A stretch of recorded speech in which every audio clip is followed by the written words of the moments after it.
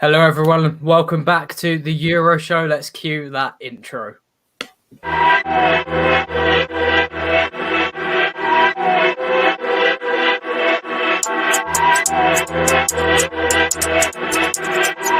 Yo, I'm tryna get my sterling up in the city, so s'il play. As soon as my child can walk, it's straight Project Mbappe. Button with a verbal, as soon as I hear that whistle, we get straight to the action. Come on lads, where's the passion? Do like Alamatsi, wear headbands for the fashion. If the defenders drop back, we counter and then attack them. I got my eye on the ball, I got my eye on the ball, yeah. I got my eye on the ball, I got my eye on the ball, yeah. I got my eye on the ball, I got my eye on the ball. That's the best intro. There we go. It's the best intro indeed. Welcome back, everybody. Nadeem, mate, how are you doing today? I'm doing very good. How are you? I'm doing good. Thank you very much. It's been an interesting weekend of European football, right? Just talking about it off air now. Some interesting stuff going on, right? Very interesting. A big week for a few teams, especially in some of the title races around Europe. We had the FA Cup and so much more. But I want to start with you, especially as you're the expert on everything Ligue 1. We have a title race in the French league and for once, and unfortunately, the team that you wanted to win the league dropped points. Oh, well, you rubbed it in a little there. You rubbed it in a little. But that's not the game we're going to talk about. PSG, Lyon, top of the table clash yesterday. PSG won 4-2. How did that game go? Yeah, it was. I've got to collect my thoughts after that dig. Yes, for anyone who doesn't know, going into the weekend, Lille were top of Ligue 1 they've been top for about 8 weeks. It's been one of the best seasons in French football, probably that I can remember. But after their 4 o'clock kickoff on Sunday, they had lost to 2-1 to 19th place Nîmes. So Lyon beat PSG on one of the games branded Le Classique, as many games in French football is. And PSG ran out 4-2 winners in a thrilling game, it has to be said. I was watching the whole thing live, and PSG and Pochettino put out probably their best performance, at least the 60 minutes that they've done in the new manager's reign so far. Mbappe was absolutely on fire. There was a couple of moments in the game that Nadeem managed to catch the highlights, and even he was blown away by Mbappe's pace. He's literally probably the fastest player in world football. There's a player at Lyon, Marcelo, the centre-back, who's generally not even that slow, but for PSG's third goal, got left in the dust, and it was really sad to see for the poor guy. But yeah, you catch the highlights, Nim. Before I go further in depth, what did you think? What was your overall impressions of the shortened version of the match?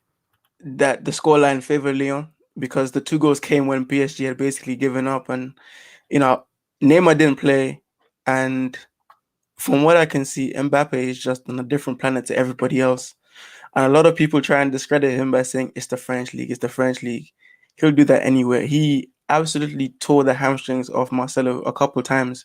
So it looks like PSG, they're back on top now on goal difference, but it looks like if they play like that, I don't see why they couldn't contend for everything.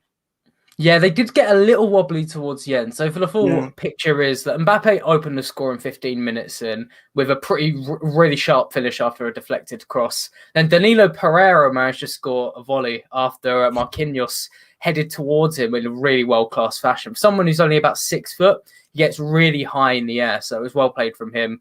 Di Maria and Mbappe finished off the scoring before 52 minutes. Di Maria as well. Really big goal for him after what happened last week. He ran straight to the camera, blew a kiss to his family, and it was really good to see. But Lyon weren't completely down and out. After 60 minutes, they'd brought on Islam Slimani of Leicester fame. Now, Slimani gets a bad reputation, but he was at Monaco on loan last season, and he was absolutely brilliant. He's really, really well-rounded, a lot more than you think, for quite a big target man, and that was shown in his goal. Rifled it in from range, so that was big for Lyon, but even Maxwell Cornet, who got pushed forward late on in the game, has been usually fielded at left back. He played well, but it wasn't quite enough to claw things back for Lyon. But PSG did look a little shaky. And as Nadeem mentioned, that puts PSG top of League One now. They are on 63 points, same as Lille, with about 15 better goal difference. And that becomes really imperative going into the next Ligue 1 fixture after the international break, because Lille and PSG will face each other. And that will definitely be, for any general fan, it's going to be a game to watch, because that could genuinely decide the title race. And that's also a very kind comment there from James Page. Thank you very much for that, my friend. But yeah, it was a crazy thing. Watching from the outside, I guess, of this title race and seeing Lille drop points now. I mean, I know you poked fun at me there, but you're a little disappointed to see PSG climb back on top, or is it just something you kind of expected? It's something I expected, but not in this way, because as you said, Lille had to play PSG. So you figured that PSG would end up catching them because of that game. But to drop the points, they lost 2-1 at home to 19th place is Nîmes. It was just sad I woke up, saw the scoreline, I was just sad to see, because you don't want them to lose top spot that way. Now, they're still tied for top, obviously, with PSG still having the better goal difference, so there is still a chance, but it feels like the one thing they couldn't do was let PSG get a little sniff, and they let PSG do that. So it feels like it feels like a sad day for that French league, because it feels like it's done. But there's still about 9 games to go, I think. So yeah, 9 games to go, and it will be decided probably by that next tie, Lille v PSG. And both Lille and PSG have got quite easy runs to the end, although Lille do need to face Lyon as well. So it'll be pretty interesting here. We've just got a comment there. Do you think that Neymar fits best as a number 10 in Pochettino's 4-2-3-1 without disrupting the press system of the midfield? That's an interesting comment there from Mona there. And it's worth pointing out, because Neymar has really just come back to full fitness now. He hasn't played much for PSG so much, but he just got subbed on in the last few minutes yesterday. And due to the thing is, when Neymar with Tuchel, he was fielded as quote unquote a left winger, but he did come centrally, and he has worked a lot harder. So it'll be interesting to see how hard he can work in Pochettino's team. But I think playing him in that centre attacking midfielder position, Mona, that is an interesting thing, because the one I remember actually watching Lille, and I think I remember watching it for Chelsea as well, Eden Hazard on the left. When you have someone who isn't going to work as hard as everyone else on one flank, it puts a lot of pressure on that fullback. And PSG's fullbacks at the moment aren't the best. I mean, they field centre back Diallo at left back, so it's not the strongest thing there. But that's a really interesting point from Moda. But we're talking about waking up and being disappointed with results. I have to say, mate, I was a little disappointed to wake up and see Barcelona claw back the title race in La Liga, getting 4 points in between Atletico Madrid. Of course, I did watch the highlights and see him win 6-2 against Sociedad, and every goal was like a marvel. But still, I was a little irritated by that. But go on, you talk me through what happened in Spain, because genuinely there's something else perhaps even more exciting unfolding over in La Liga. Well, Barcelona in this title race, and not only are they in it, they might be the slight favorites, because they haven't lost in La Liga in 3 months. That's 18 games. And they seem to have stumbled upon this formula of playing a 3-4-3 and Dembele as the striker. And what it's allowed the likes of Griezmann and Messi to do is drop deeper and into little pockets of space where they can kind of roam around. And what happens is defenders don't want to drop off Dembele, because of they're scared of the pace that he can run in behind. And it's Griezmann and Messi have been able to dictate games. It's allowed Griezmann to play a lot better. He's scoring more goals now as well. And from what I can see, this Barcelona team, they're very young. And the one thing I love about them actually is that there's a lot of noise around them. From the beginning of the season, there was a lot of negativity. Most of the stuff was outside of football, regarding the president, the people not happy with the hiring of Ronald Koeman, Messi wanting to leave. But it seems like they finally found, something that a bit of positivity for the team, and especially with Juan Laporta coming in as the new president of the football team, it actually seems like there's something like good going to happen. They have a lot of amazing, talented young players, and we saw them on display yesterday. Pedri started the game. Frankie de Jong is playing in the center of a defensive three.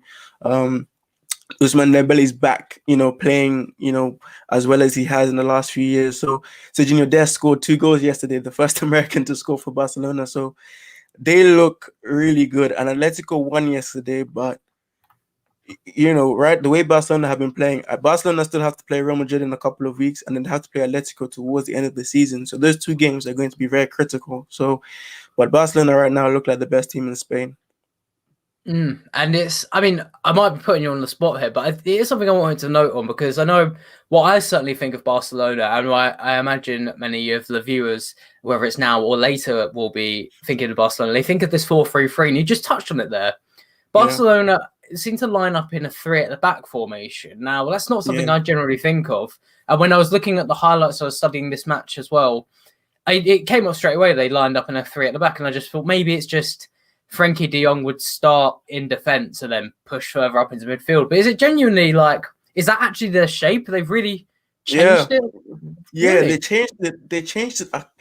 They started the season with a 4-2-3-1, and that was especially when Coutinho was there, and it was to get Griezmann in the middle, but then it wasn't really working, and they were switched to 4-4-2 in defensive shape, and it just didn't seem right. They lost a couple of games where I think Juventus just exposed them. That 3-0 loss to Juventus at home, Juventus just exposed them, and then Real Madrid exposed them as well, and it just wasn't working. So they've gone to this 3-4-3 now, and what it's allowed them to do is just to get their players in positions they can take advantage of. They know the fact that Alba and Serginho Dest are so good going forward, and they just push them high and wide, and they stretch teams around, and it just allows Messi and Griezmann to just pick up these little pockets of space, because we know one thing about those two: they're not out and out nines, and they like to move around. So it's been fun to watch, and I tell you what, it's working now. But the funny thing is, going into next season, because we like to look in the future here, we don't know if Koeman's going to be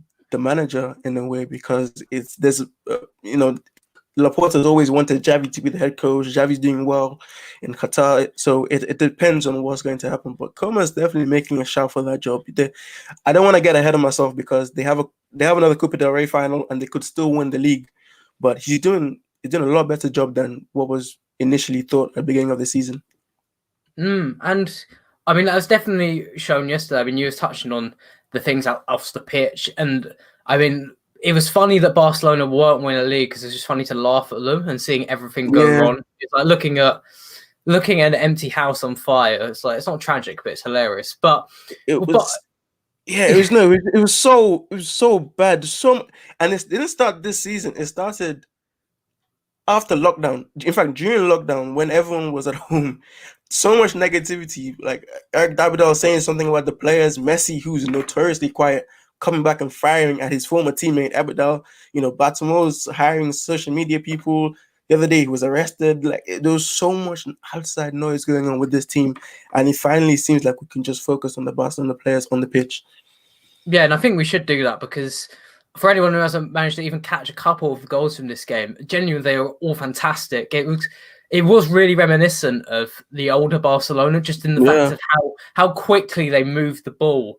That you mentioned Jordi Alba there. He's link up for Serginho Dest goal. He managed to get in behind with a quick pass, sprint to the byline, cut it across. And Sociedad were a bit more injury hit this game. Yeah. But it was like boys v men. They were just getting carved apart. It's devastating to see Messi and coach wreck this team. And watching them, Barcelona genuinely looked like title challengers. And with 4 points off Atletico, it looks close, doesn't it? Yeah, and Atletico won yesterday, but it wasn't very convincing. They didn't have Joao Felix yesterday, but the way this thing is set up, it's set up for Barcelona to catch them. Now, having said that, Real Madrid are also 6 points behind, I think, as well. So Real Madrid are also in this, and they're getting healthier. But Darren, take that back. They're still around. But but Barcelona right now, haven't lost in 3 months, 18 games in La Liga. They all feel very confident, and there seems to be a great mood around the squad right now. But we have to move on. There's another topic. It's a big topic in Germany. We were going to leave the Bundesliga out of this because Leipzig drew and Bayern won, down 10 men, which was the weirdest situation I've ever seen.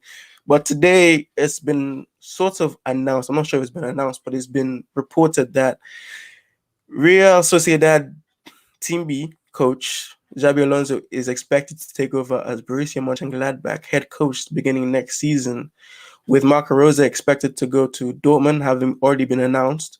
What do you make of that hiring? Will it work? And how much are you looking forward to seeing Xabi Alonso on the sideline? Well, yeah, it's a really interesting appointment, right? I don't think anyone would have seen this coming because I'm not sure many people have heard about Xabi Alonso's exploits in Spain. But we've been doing our research today, and it is something to take a look at because, I mean, we'll get onto why Gladbach might be hiring him in a minute. But Xabi Alonso, he's not. I think a lot of people are going to get Frank Lampard vibes. I certainly did when I first saw a Build report list this morning. But Yeah. he's been working very hard. I think since 2018, he's been working coaching. He was coaching Real Madrid's youth side the same way that Zidane did. And for the last year, he's been coaching, as you mentioned, Real Sociedad's B side. And I've caught a few highlights today, and they play very quick football, something that Gladbach will appreciate. And it's not generally the sort of, I guess when you think of a Spanish coach, you kind of think more slowing passing football. It's fairly direct, actually. It was quite nice to see. Good to break down opposition defences. And he's averaged 1.75 points per game, Sociedad this season. They're top of they're top of their league. So he's got a lot of promise clearly here, and it's still a risk. But Nadim, why do you think Gladbach have taken this risk? Because there's other managers on the market. I guess there's Jesse Marsh, who has come out and said recently that he might be up for the end of the summer.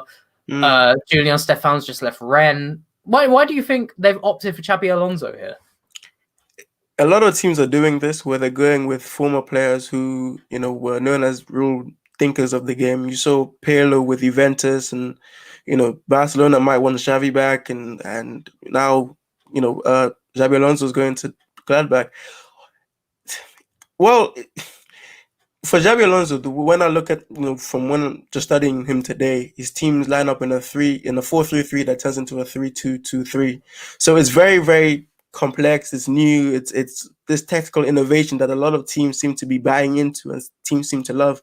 These days, if you play a 4-2-3-1, they hate you. So, no, but he's clearly someone that's very highly rated by his former managers. And just reading stuff like Pep Guardiola, Carlo Ancelotti, Jose Mourinho, and a few other guys said today, they all talked about how much he's going to make a great manager. In fact, someone wanted him back at Real Madrid to be part of, Zidane's coaching staff, and to eventually to one day take over. So he's clearly highly rated, and he's highly thought of amongst people in the footballs. And I think for Gladbach, what more did they have to lose? They're losing their coach. They're on a bad run. Why not take a shot? Because in Germany, we know this for a fact, German football identity is set up in a way in which they're willing to give young managers a shot, and they're willing to give them a long rope to last and to prove themselves on the job. We've seen that with Hansi Flick. He took like a dog to water.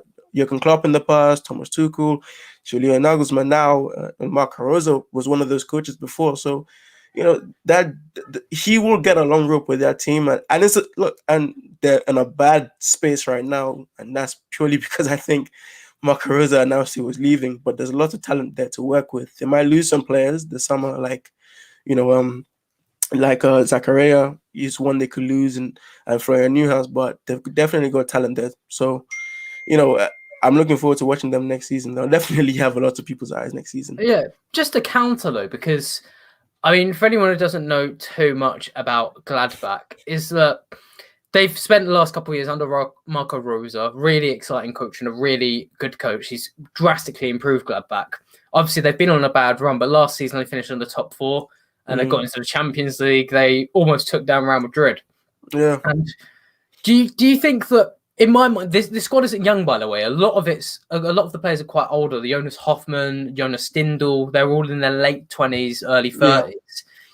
In my mind, the ideal appointment would have been someone a bit more experienced, someone who's going to get the last grain of energy and talent out of these players. And it almost feels like they're hitting the reset button when there was a bit of space. Don't get me wrong, Xabi Alonso could come in and he could be fantastic. I mean, we've all had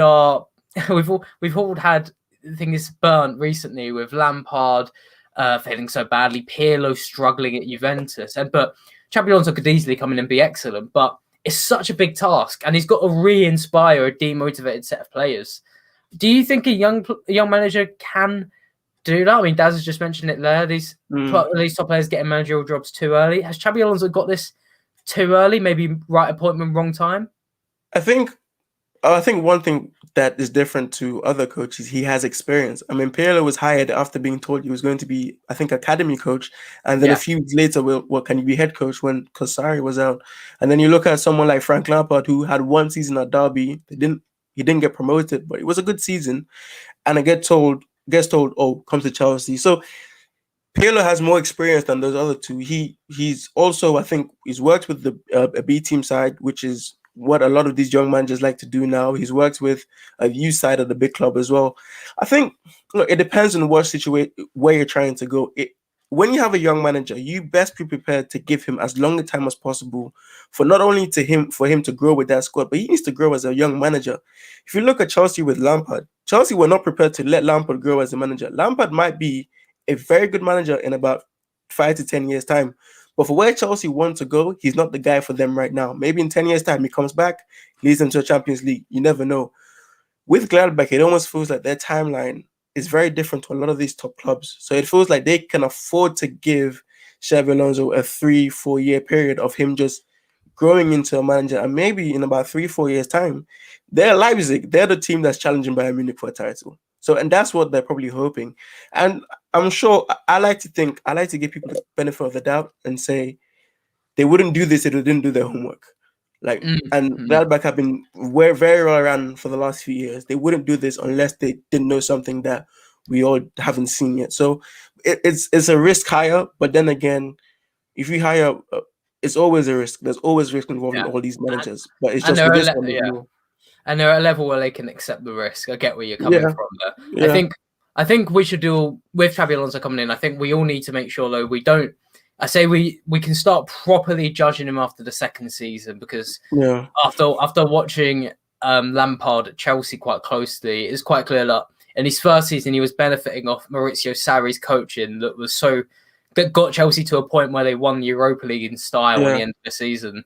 And then in the first season, Lampard did okay, but mainly largely because of that coaching. And once it kind of all got out of the system and it's Lampard's really time to shine, it kind of went down a bit. So I think we should judge Xabi Alonso in his second season. What do you make of Darren's question, though? Because there are these people who come out and they say, they want these managers who've been there and done that, and let these young managers and young players, essentially grow into this job. There are people who don't like it. What do you make of that?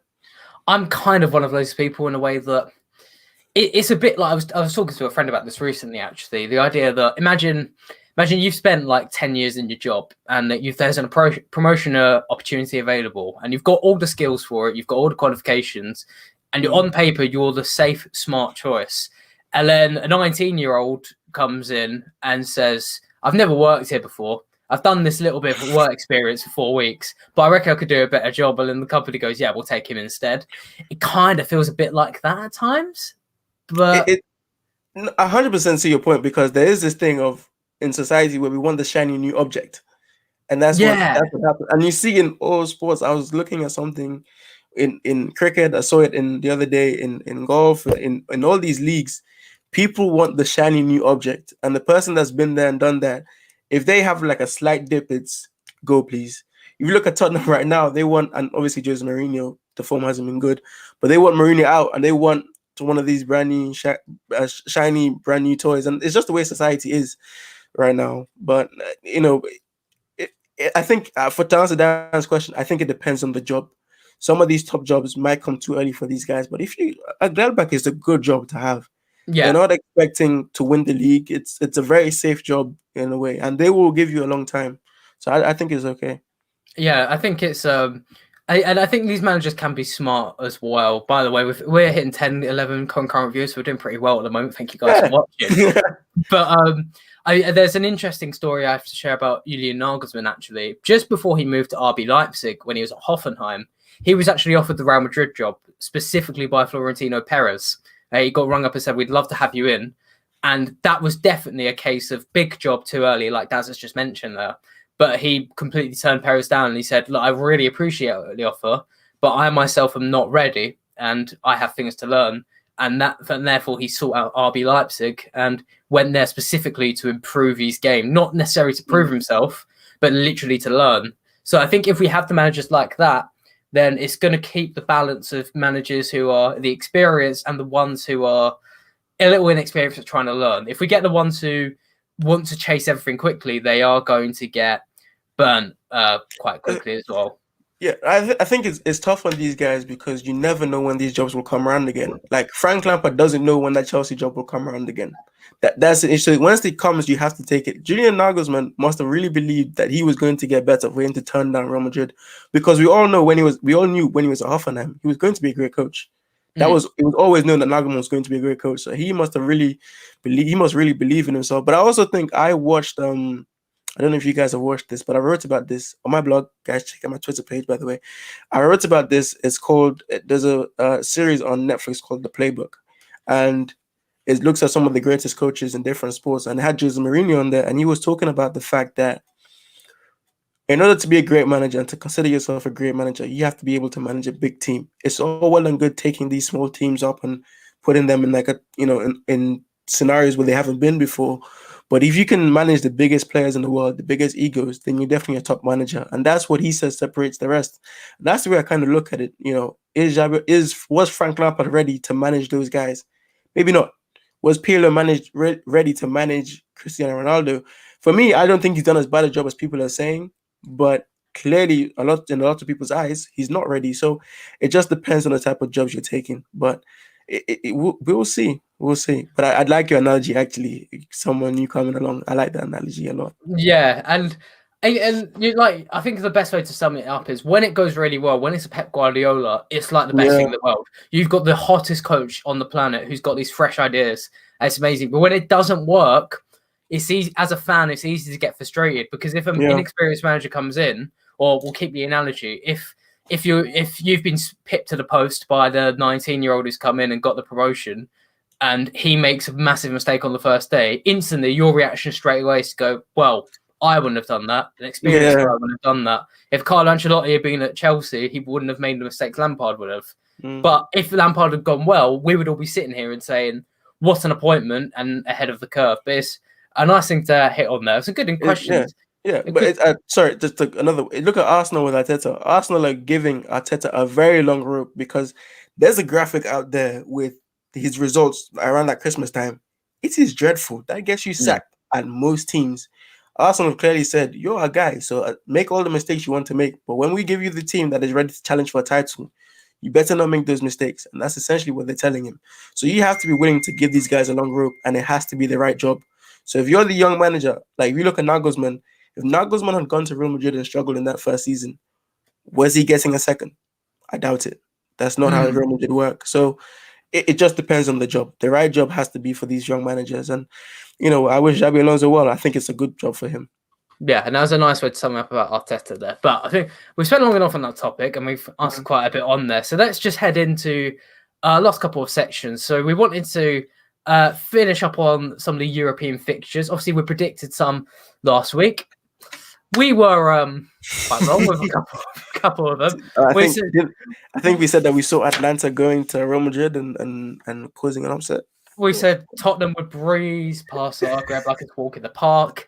Yeah, but to be fair, the Atlanta one, I think a lot of people were feeling upset, but the Zagreb one did come out of nowhere, didn't it? I will say this: Tottenham didn't embarrass me; they embarrassed themselves. That was on them. That was on them. I mean, we do have to say about Zagreb, they did come extremely well repaired, and Orsic was absolutely fantastic in the game, and so it does feel kind of deserved. But do you think that just to hit on Tottenham briefly for a second, this failure, how much of a black spot do you think this marks on Jose Mourinho's CV? Because I think this is up there, one of his greatest ever failures, personally. It's up there. It's definitely up there. It's embarrassing, to be honest. I hate to talk like I'm on Twitter, but the manager's in jail. The manager is in jail, and you lost to them 3-0. Yeah, and you know what? Here's the weird part. Jose Mourinho could, they won yesterday against a good Aston Villa side. Jose Mourinho could end up maybe around 5th or 6th, he could end up winning the Carabao Cup. And he could come out and say, I've done what I can with this Tottenham team. Give me more money. Will Daniel Levy do that? So, I mean, it's a big failure, but the way Jose Mourinho set up, he might make this into a positive in some type of way, but it's definitely a failure. Maybe that's an interesting way to spin it, and you can see him doing that as a man who's spun so many events like this. But I mean, we won't dwell too much on teams that have been knocked out. So obviously we've got the last 8, and I'm going to try and reclaim them from memory. In the Champions League, we have Dortmund, City, Chelsea, Porto, Bayern, PSG, and Real Madrid and Liverpool here. And then in the Europa League, we've got ones. I mean, I won't try and reclaim them there, but we'll focus more on the Champions League for the second. Who do you think now is the favourites going through? We'll touch on Mona's comment in a second there. But yeah, who do you think's the favourites now for the Champions League? Champions League is still, for me, Man City and Bayern, but they're on the same side of the draw now. So that's going to be a very interesting semi-final if they make it. I'd probably take Man City right now over Bayern, but that could go either way. What about you? What do you think? See, I did joke last time right at the end of the show, and I remember your face as if it was right now when I said I think Chelsea and Porto will be in the final. Now, obviously, not both of those teams can physically get to that final, but I think whoever goes through in that tie has got a big chance. I mean, it's easy to say that because whoever goes through in that tie goes to the semi-finals, obviously. But and who do they play? Yeah, they're playing Real Madrid and Liverpool if they get through. Yeah. But I genuinely think Chelsea probably. I know Chelsea Twitter are getting excited over it, but I do actually think they're one of the clearest favourites. At least on paper, they've got arguably. Well, if we're including Pep and Klopp, it's probably the joint second best coach in the competition left. And they've got the fittest squad on paper. There's been very little injuries at Chelsea and everyone's fit at the moment. And it's not like Liverpool where it's like, it feels like there's a sniper overlooking Melwood and it's just shooting them all down day by day. Yeah. I kind of think that Chelsea are genuinely the clear favourites to the Champions League. And I mean, obviously we should look at the other side of the draw because Bayern and PSG as well, they are up there as the clear favourites. And I was looking at, great guy from Bayern Fan TV, actually. And he summed up Bayern so well in the terms of if in attack, they will outscore 2 teams. You could put one team out in the first 45 and another team out in the next 45. You outscore them both. But the defense is so ropey. So I find it hard to trust them quite a bit there. You know, funnily enough, I'm going to go back to that PSG Lyon game. And I was talking to you earlier about Mbappe running down the sides of Marcelo early on in that game. That Bayern defense is there for Mbappe to take and do whatever he wants to them. They play a very high line, and Hansi Flick has come out and he said they're going to stick with that high line. But against Mbappe, that's going to be tough.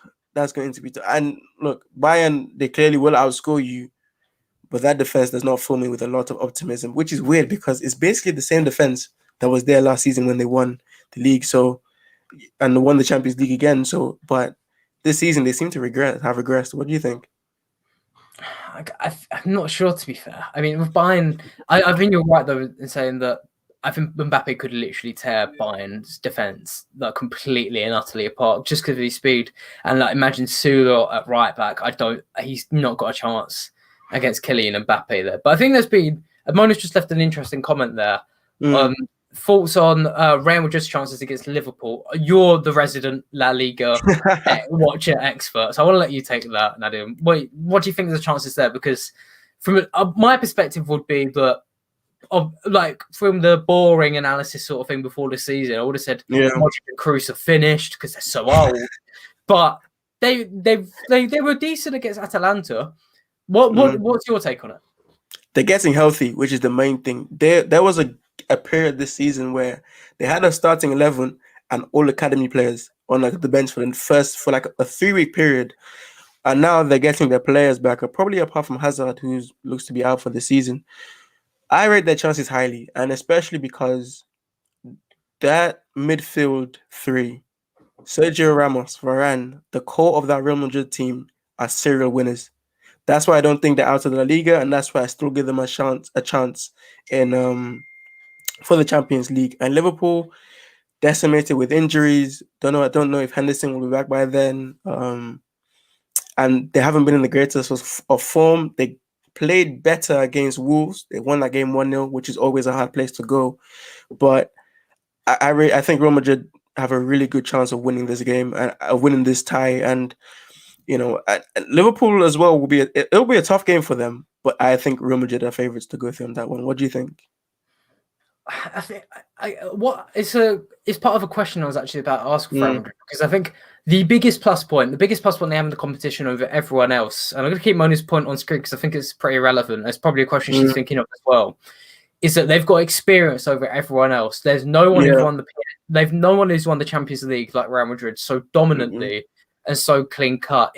Similar to the way Bayern done it last season, but 3 times over with their players. How valuable do you think that experience is compared with some of the stronger teams across the competition?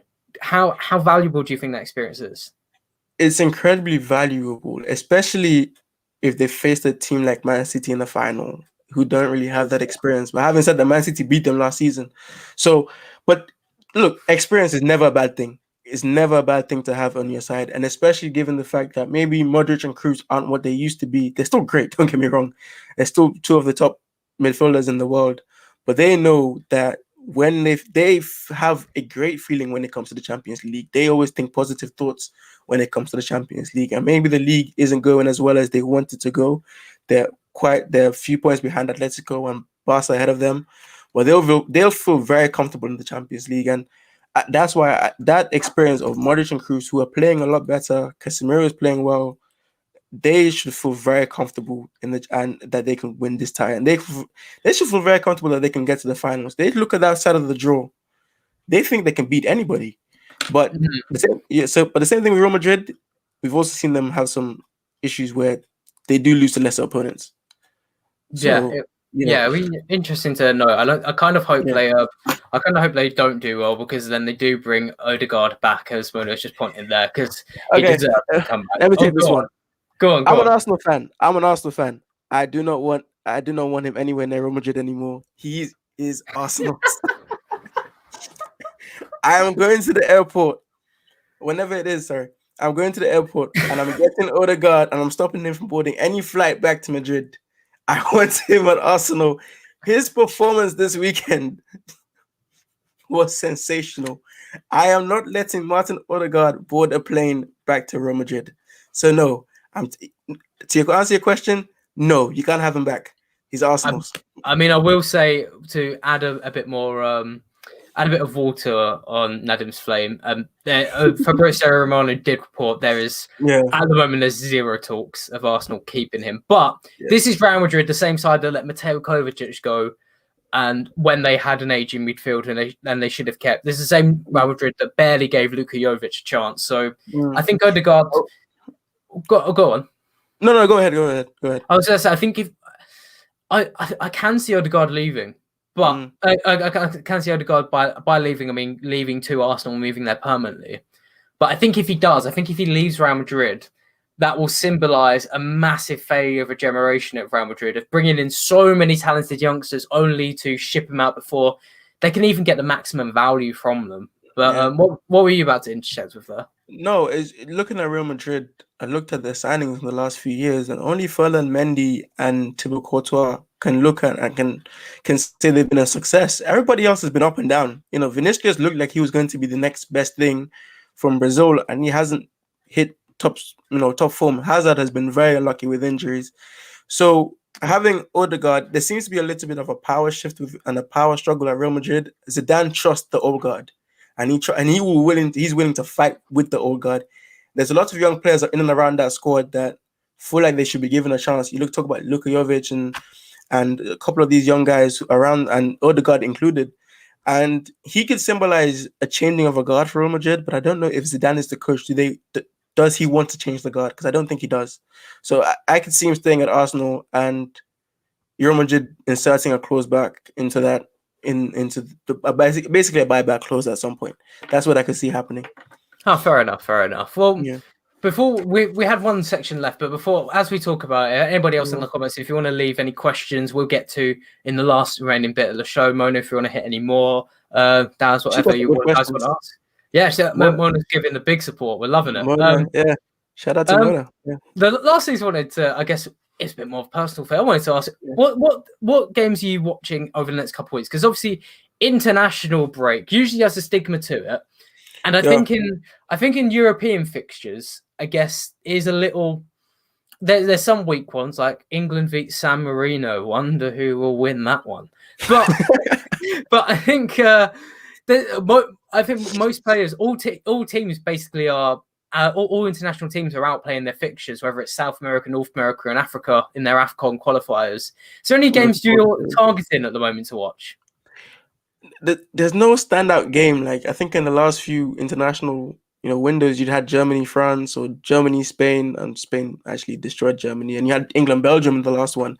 But as I am watching Belgium, and I'm watching them very interestingly because I'm watching them with a very keen eye because Hazard is out, and it's likely that he won't be there for the Euros this summer. So who do they go towards to replace him? Do they go with Dries Martins, who has a lot of experience? Do they go with someone like what's his name? Yannick Carrasco? Do they go towards someone younger? Charles de la Catara or Yari Vesseran or Jeremy Doku? So they have a lot of options there. That strike force or that three, because I don't think De Bruyne is part of a strike force of Hazard, Lukaku, and De Bruyne has been very successful. And they've played lots of games together, and they're one of the reasons why they are one of the top 3 favorites for these Euros. So if Hazard isn't there, that's a big miss. So I'm looking forward to seeing who steps up to take his position. But what about you? Which team, which fixture are you looking at this window? Before I get on to that, I mean, I just want to touch on a couple of things. First of all, Matt's comment. Thank you very much, Matt, for tuning in. That's a brilliant Tottenham channel. I know you're an Arsenal fan, Nadim, but he is genuinely class. So. We can be good today. He came to anyone should subscribe to him. He brings class content and previewed on their channel before. But Belgium, I'm going to have to give you a boring dose of reality because as the host of Eurowatch, the Euro 2021 podcast, I pay close eyes to Belgium and Dries Mertens, Yari Vesseran, and Jeremy Doku, some really interesting players who could come in. Do you know who it's actually going to be? It's going to be Nasser Chadli. He's been picked for the squad. Has he? Yeah. Boy. Yeah, no. You know what? You know Kieran Trippier is like Gareth Southgate's little soldier. Yeah, that's Nasser Chadli. So he finds a way to play him at every point, every game he plays. He played in the World Cup. He plays Martinez generally plays like a 3-4-3, and he plays as a left wing back or left wing. So it's something to keep an eye on. I pray for your viewing habits that it's Jeremy Doku, because if anyone doesn't know, he is class from Reims in France. So I hope for him. I'm going a bit more south actually.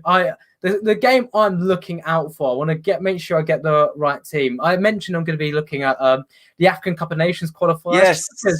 Just because you rarely get a chance to look at them, right? And I'm going to be looking at the Congo v Senegal on Friday at 4:00.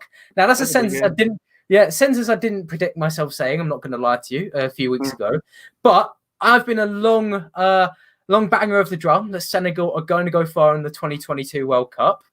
And Senegal, they've got a really interesting team. Koulibaly, Sadio Mane, both strikers. Abdallah Sima, the player who's been linked to West Ham.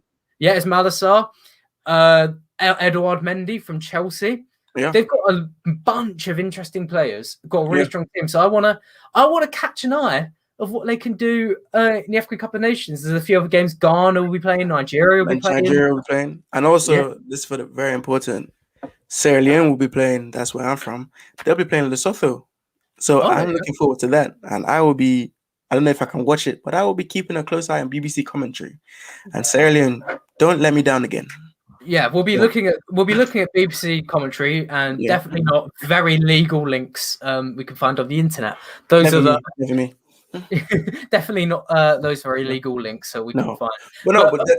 There's a lot of games to watch. I think there are no standout fixtures, but a lot of teams. This is kind of the preparation season for for the Euros, and as you say, you host the Euro Watch. Who's your favorites right now? If you had to pick, who's the favorites? You for can the probably Euros? guess. You got give the boring answer. France. Yeah. No, well, it is the more controversial pick. Well, we say me and my host Ritik Sakar, shout out to him because he's a great host.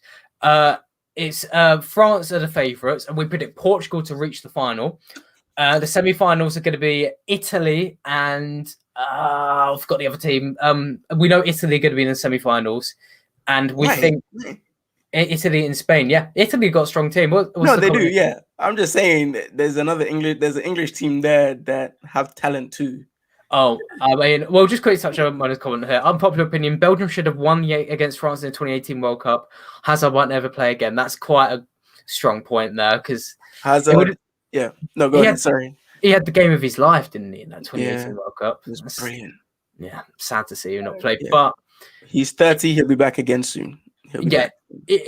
Are you asking me before? You asking me where do I think England will finish? Yeah. Where do you think they rank? At best quarterfinals.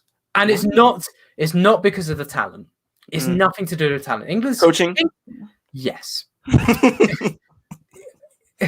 It's because of their system. Now, this is why it's important. It's very important, Nadim, and for everyone else watching, to keep a very close eye on what Gareth Southgate does in this international break. Because as he mentioned, it's preparation for the Euros. And even though it's weak fodder, I think San Marino, I believe, and a couple other teams. It's got Poland as well. So that's Poland a bit more difficult. Yeah.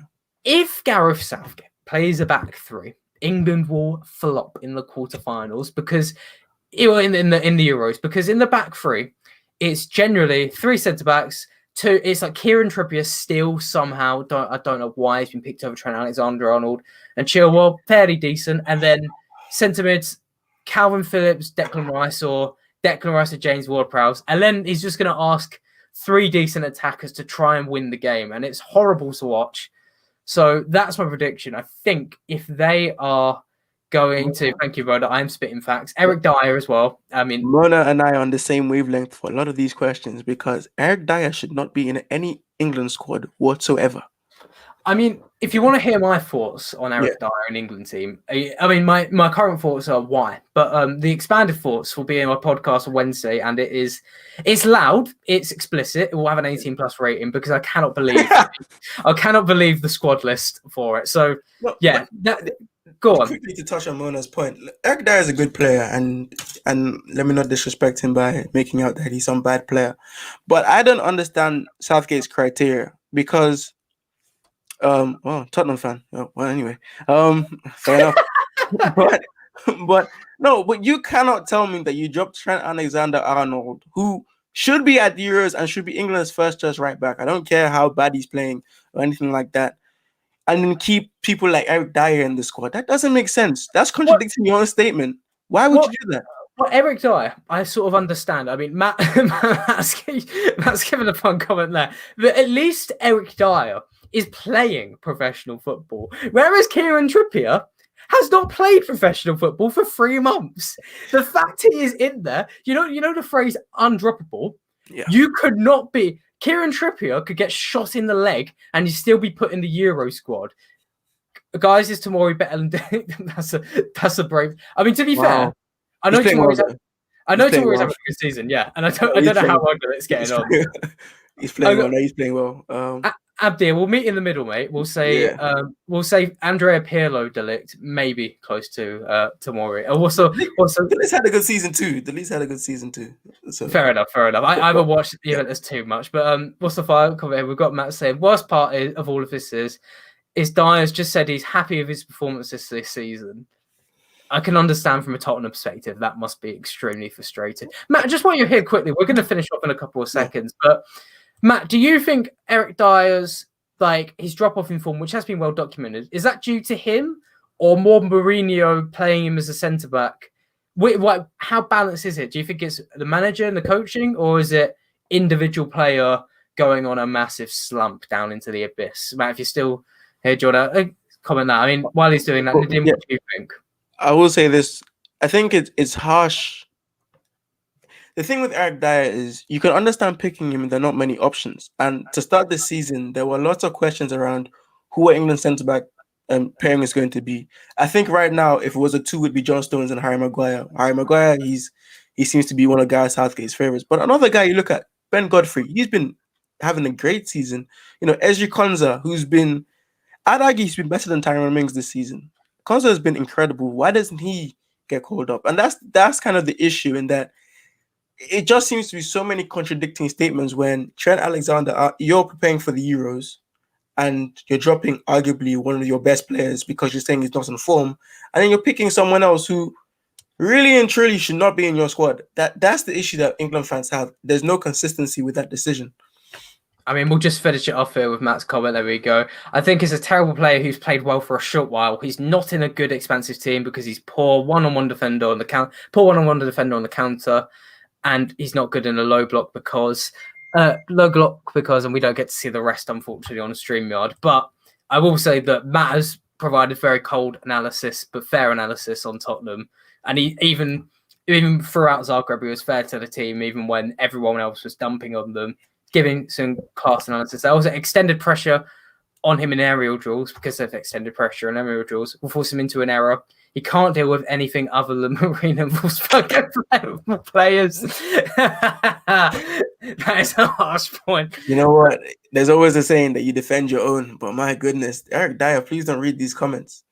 Wow. I don't watch Eric Dyer week in, week out, but I trust Me him. either. I will say, to balance it out, Eric Dyer deserves his place in the England squad more than Kieran Trippier, who, as far as I'm concerned, deserves his place in the England squad as much as I do. But that's where I'll leave that off there. Yeah. No. Go on, Nadeem. Is there anything you want to plug before we head off? No, I think I think you pretty much touched on the point. England quarterfinals. I think another team to watch for is the Netherlands, but their management is a bit of an issue. But they have talent too. I just think that if Southgate persists with that 3-4-3 with the 7 defensive players, basically, England aren't going far. They're not, and I don't like it. I think England have far too many attack. If I was going to measure all the attacking players in Europe, I think England have some, maybe next to France, the best. And if you're taking away the likes of Grealish and Sterling and Rashford and Sancho and Mason Mount and Phil Foden and Dominic Calvert-Lewin and all these guys, Harry Kane, to play defensive football, then England aren't going far. That's not how you're going to win a tournament. So yeah, I agree with you on that one.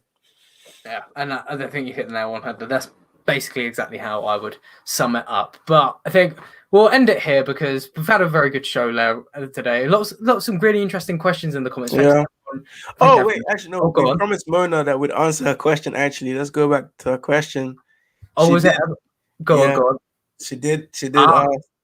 Yeah. You take it. The same applies to Ole Gunnar Solskjaer at Manchester United. Too conservative to make subs and relying on favourites.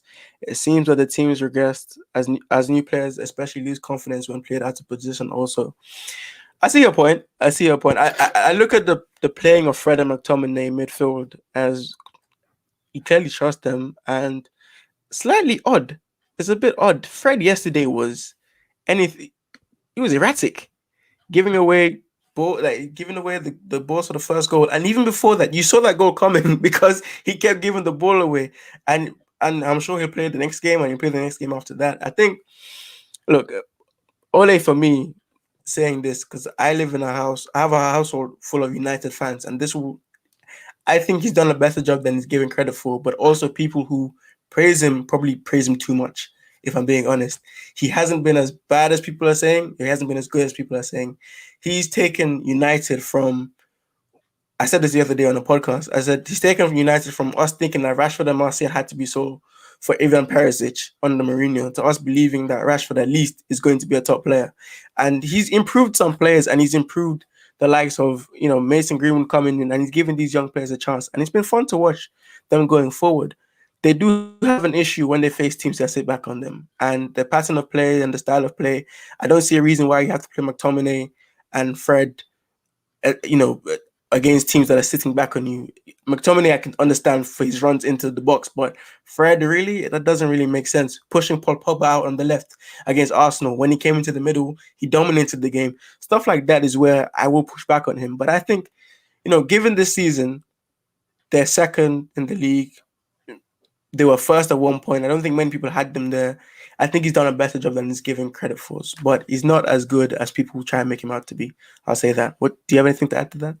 I know. I was literally just about to say I don't think Mona could get a more resounding answer on any other show. That was well handled, Leila Deem. And also the final comment from Morgan Lily Brown has just said, "Who's worse, Mason Mount or Eric Dyer?" Unless you're what did Mason Mount do to you? unless you're a die-hard Mount hater. It's Eric Dyer. Mason Mount is excellent. He's a very good football player. I don't know what Mason Mount did to you. That's an odd question, but yeah, it's a good show. It's a very good show. Anything else to add? Do anything you want to touch on? No, I'll outro it now. Thank you very much, everybody, for tuning in. That's the second show in the week, second show ever on this, and that was very successful. I thought growing steadily. Great comments. Thank you, Mona. We had lots of views today, more views than we did last week. Clearly, we're growing. We had lots of comments. Thank you guys in the comment section for talking with us and giving us these good questions. Hopefully, you guys join us back here on the next show, and we can tell your friends to tell a friend and bring more views in. Let's have a real conversation on the show. But it's been fun. Second episode in the books. Alex, my good friend, this is fun. It was indeed. Thank you very much, everybody. Bye-bye. Bye.